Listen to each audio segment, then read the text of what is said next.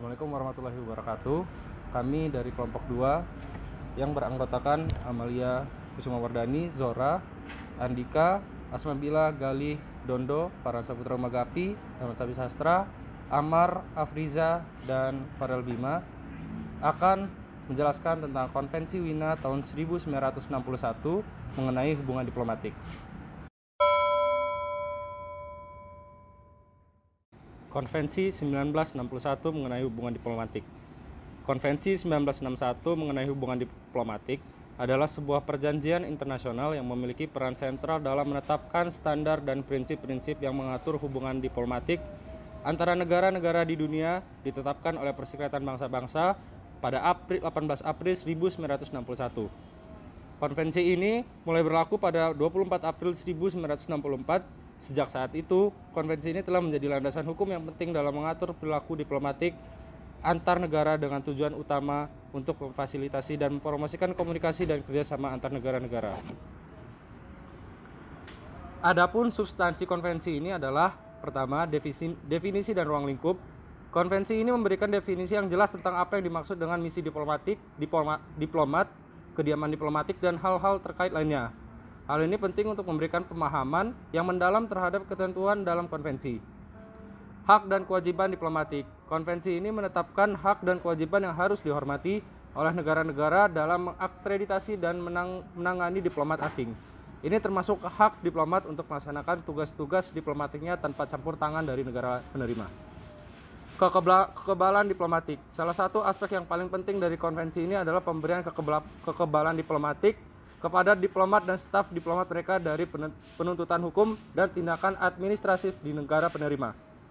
Keamanan dan perlindungan diplomatik. Konvensi ini juga mengatur perlindungan diplomat dan kediaman diplomatik dari intervensi atau gangguan oleh negara penerima. Dan yang terakhir adalah penyelesaian sengketa. Konvensi ini menyediakan mekanisme untuk penyelesaian sengketa antara negara-negara yang berkait dengan pelanggaran terhadap konvensi ini.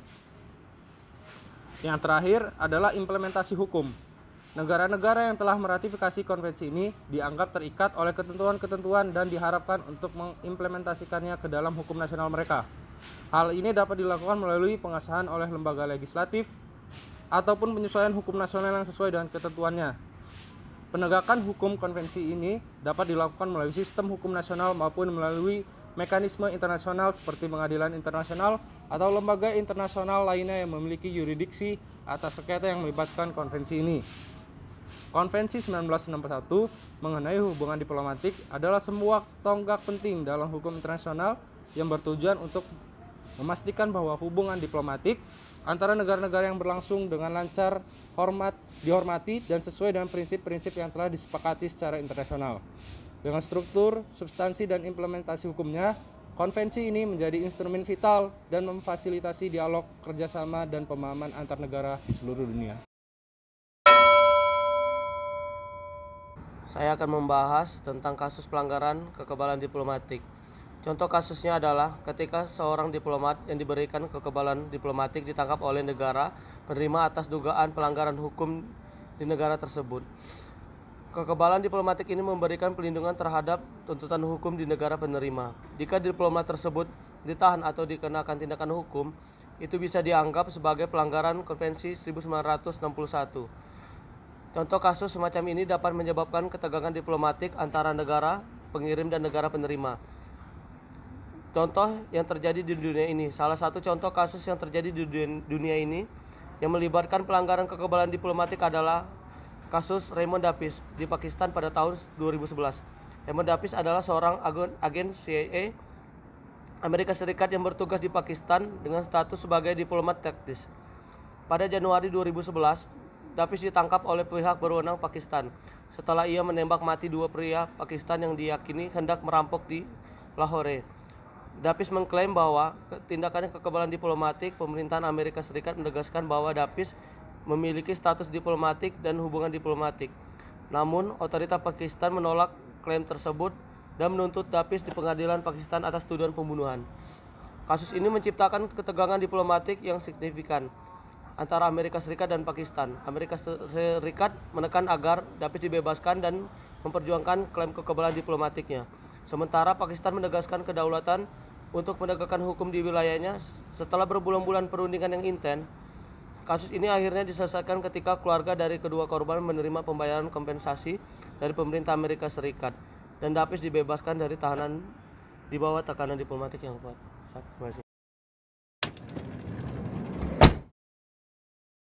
Berikutnya saya akan menjelaskan tentang telah kasus. Telah kasus Raymond Davis menunjukkan kompleksitas yang terlibat dalam pelaksanaan konvensi 1961 mengenai hubungan diplomatik serta dampaknya terhadap hubungan antar negara. 1. Pelanggaran kekebalan diplomatik.